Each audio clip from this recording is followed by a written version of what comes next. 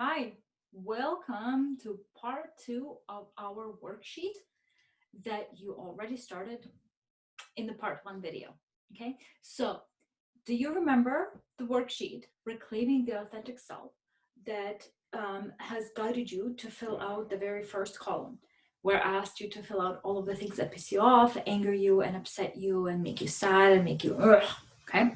So you should have that column already filled out. If you do not, if you don't know what I'm talking about, go to the previous part, okay, and do that first, and then get back to here, okay? And so this video, this is the part 2 of Reclaiming Authentic Self, where we're going to go through the last 2 columns, so column 2 and column 3, okay? So let me share the screen with you right now. Okay. Okay, so you have already read all of this. This is something that we've gone over through. So I'm just gonna jump straight into the table, okay? So you have this already filled out and already shared this with me. If you wanted to. You didn't have to, or if you felt vulnerable or you didn't feel like it, you didn't have to, but if you shared this with me, thank you. It gives me so much more information, okay?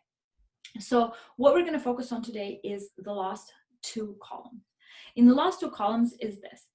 I have already given you clues and ideas of what these 2 columns are going to be. But what we're going to do is we're going to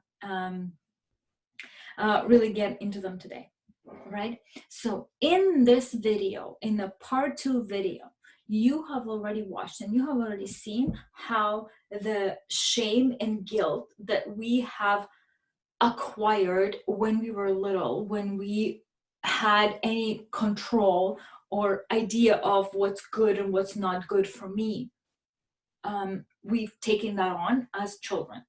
And what we really end up feeling, you've learned that in this video, in this part 2 video, is that we are most of the time present to feelings and sensations in our world, in our beings, of anger, sadness, frustration, annoyance, and fear. Okay, and we have to understand that underneath the fear, underneath the anger, annoyance, frustration, and all of these things are suppressed shame and guilt. Okay, so this is what we're really trying to get to as a result of this exercise, because it is following our shame and following our guilt is where our authentic self really lives. Our shame and guilt are like, they're not roadblocks. They're not supposed to be roadblocks to what we're not supposed to do. Shame and guilt are actually our gateways to what we are supposed to do, what we're supposed to do, what it is really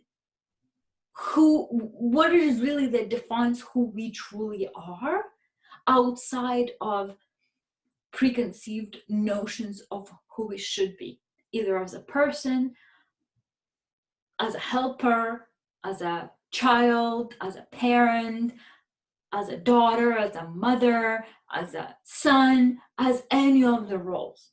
So transcending all of the roles that we play in our lives, all of these roles are filled with shame and guilt that has come from this original wounding.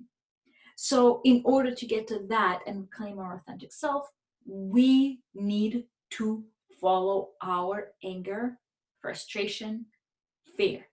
Okay?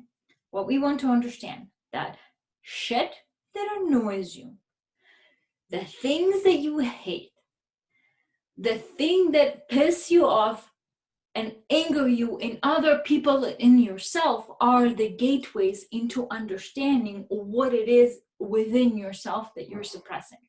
And this is not meant to be self-blaming tool. This is not meant to be a blaming tool of parents. This is not about blaming your parents, blaming your conditions, blaming where you come from, blaming yourself. None of that. We don't want to do that. It doesn't matter. What we want to do is we want to take charge of it. We want to be in control of it. We have seen before in your previous learnings in the first module that 20%, only, think about this, only 20% of burnout, of unhappiness that you experience in your life when it comes to your work is attributed to your internal individual factors. And 80% is attributed to systemic factors. So when it comes to systemic factors, we cannot have control over it. We can, but we can influence it. But when it comes to our individual factors, the 20%, this is where we want to do all of this work. Because when we reclaim fully all of the 20% of the control that you do have, then you can truly influence the system. That's what we want to do. Just let that sink in.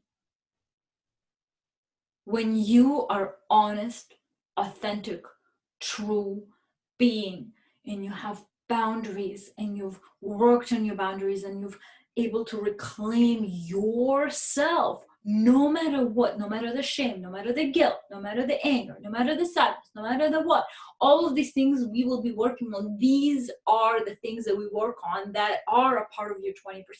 When you work on that, you can show up to the system in a whole different way, where you can stop hiding the cracks in the system. Hiding the cracks in the system is a whole other topic that we'll talk about later. We'll talk about that later. Hiding cracks in the system is we hide the cracks in the system in order to be good girls and good boys, in order to not lose our job, in order to be the perfect therapist, the perfect naturopath, the perfect physiotherapist, the perfect whatever, whoever you are. We hide the cracks in the system in order to fulfill whatever it is that we are. But we don't understand, what we don't really consciously have a feeling on is that when we hide the cracks in the system does not get to understand that there are cracks. The more you hide them, the more you're continuing to do what you do, and that's what leads to burnout. We'll talk about all that. Cracks in the system is a whole other video. We'll get to that further when we are talking about skills and tools and what to do. Okay, but first we need to really work on this. We really need to work on this, on who you are. Who are you? What are you? What are you all about? Who is your authentic self? Why are you doing what you're doing? What is your ego wanting? And ego has a very important role. What does your true self want? What does your true self really want? So this is what this exercise is all about. Okay, so you've already filled out the very first column, which is right here. And the second column is this. We are going to go into that anger. Remember this, I'm pointing out here because it's on this side of my desk right here, but you remember actions, beliefs, and behaviors that were designed in order to, were designed for you to do in order for you to prevent from feeling shame and guilt of being too much or not enough. Not okay, somehow.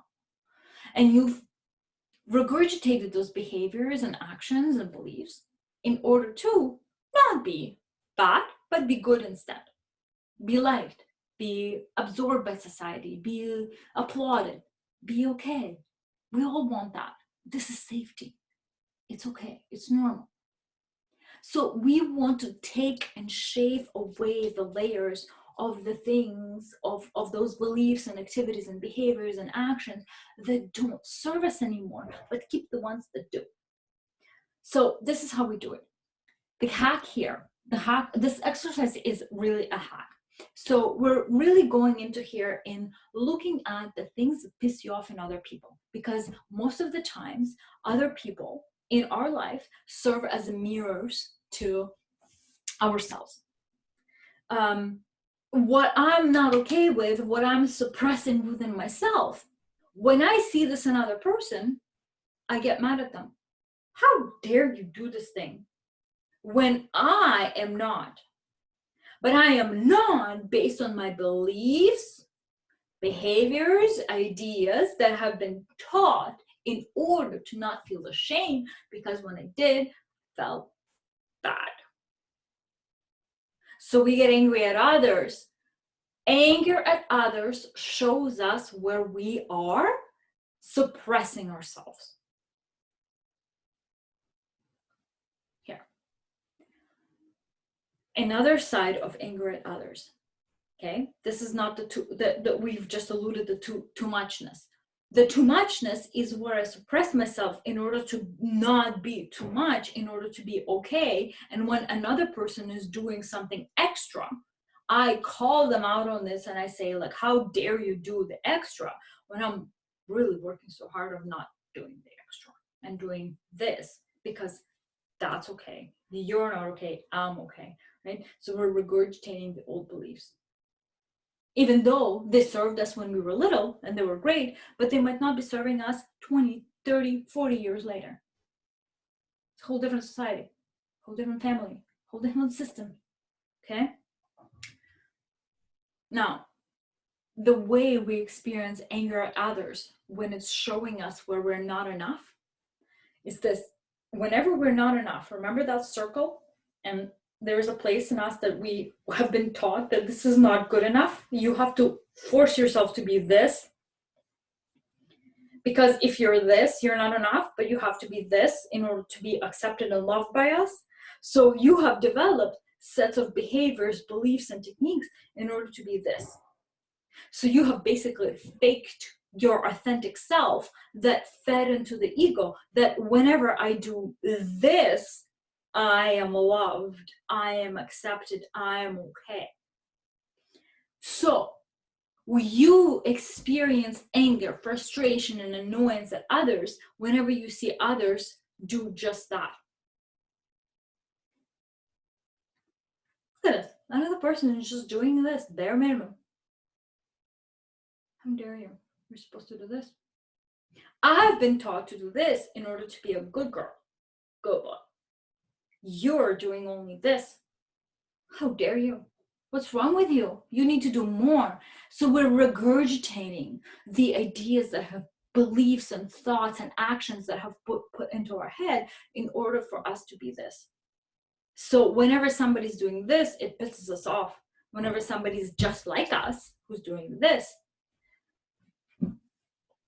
we like them. Okay? And that's exactly what this exercise is all about. So let's get into it. The second column here is really tapping into the thoughts and beliefs. What advice do I wish I could give them? Okay, so in the first column, we wrote out the stuff that things that piss me off. I'm annoyed when so-and-so does this. I'm annoyed when somebody is late. That means that they're disrespectful and don't care about me or don't respect my time, for example, okay? What advice do I wish I could give them? This is a question that you should ask next. So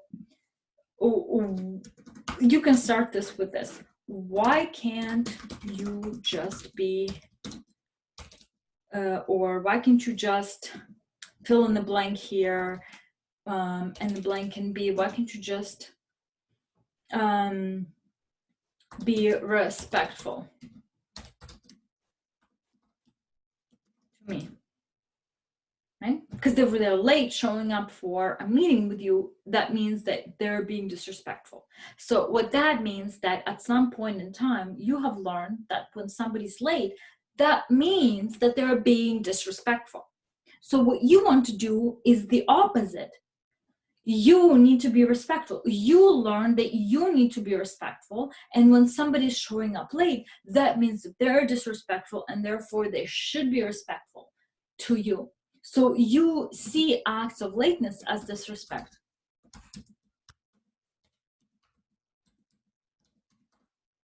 Okay? All right. Now, this is a transformational column. This is where we are going to the place where we want to ascend above ourselves and put them in a place of that person who is late, whom you're mad at. and imagine what their higher self, and we're going to talk about the higher self and the spiritual self and the perfect and ideal authentic self, if they had access to them, how would they defend and explain and excuse their behavior of being such and such as late? Okay. So what would they say in their defense of this accusation? Why can't you just be respectful to me? So what could they say here? They could say, I am just in the flow of my life and my time.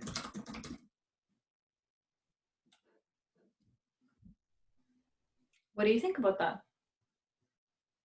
How does that make you feel? I bet you that this is the kind of quality that you actually want to, and your authentic self truly really wants to experience. I'm going to move my laptop over here and go to this thing in here and go into this. Okay, I bet you that I'm just in a flow of my life and time. This is something that you and your authentic self truly really want. Don't you want to be in flow of your life and time? Isn't that something that you truly really wish? So whenever we're offending or getting angry at someone else for being late, we instead of interpreting it as a disrespect to ourselves, that's what the ego does. That's what we've been taught to do. That's what that circle really represents. We want to go like, oh, okay. If I ask this person why are they really late, what's really having them, they go like, I'm actually kind of lost track of time. I was just in the flow. I was just in a moment. Don't you kind of wish you were that? I bet you 100% you are. That you wish to be in your flow, in your specificness. Okay, so, and I mean, like, this is my example. This is my interpretation. You can put anything else you want in here. Like, for example, instead of I'm just in the flow of my life and time, I'm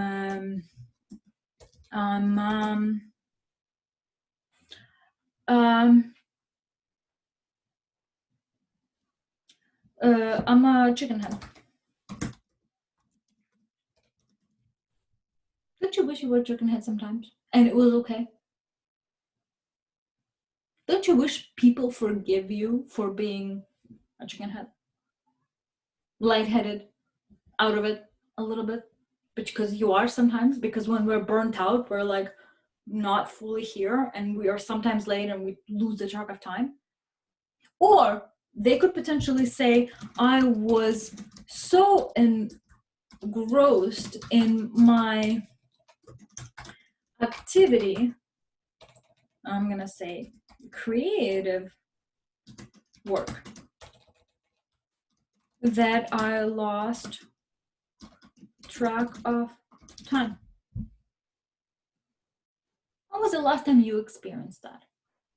So this last column, all of these additional potential things that other person to whom you have anger, resentment, or annoyance about their behavior, they're actually a telltale sign, a green flag of something that you might want to inquire into and be curious about, because it might actually serve you. No, I'm not saying it might actually serve you. What I'm really saying is that it is a green flag, a green road into the thing that you actually want. Okay, this is the path towards your true self. So think about this. Throughout this exercise, we are focusing on things that anger you, that piss you off. And in here, we looked at things that piss you off, things that anger you. are being a secondary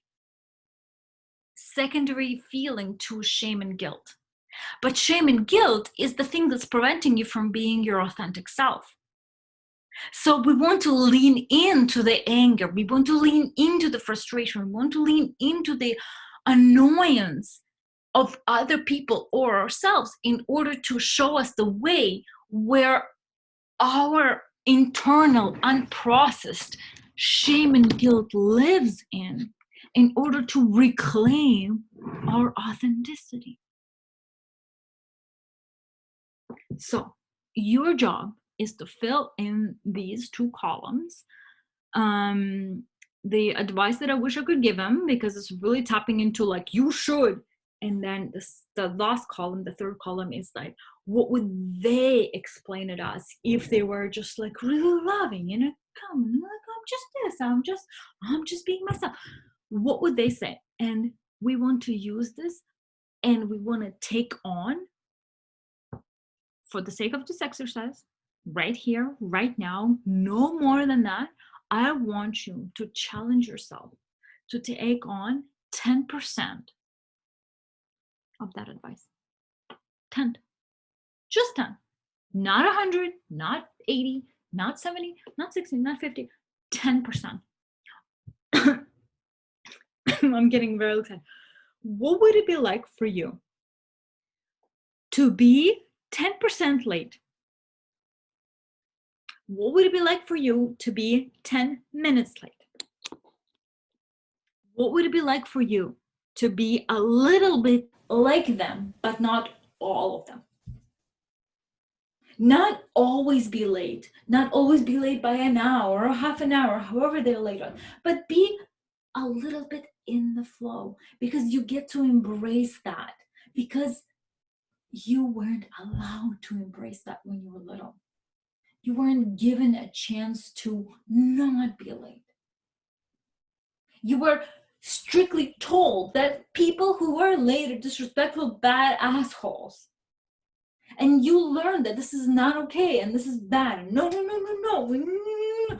Shame and guilt. If I'm late, I'm shame and guilt. And if people, So what would it be like for you to relax into that? Challenge yourself. I'm not asking you to be late all the time. I'm asking you to be late 10% of the time. 10% of the time. Okay. I'll see you in the next consultation. I'm sure all of this is foreign and new and a little, what the hell? Ask me questions. I'll talk to you later. Keep this going.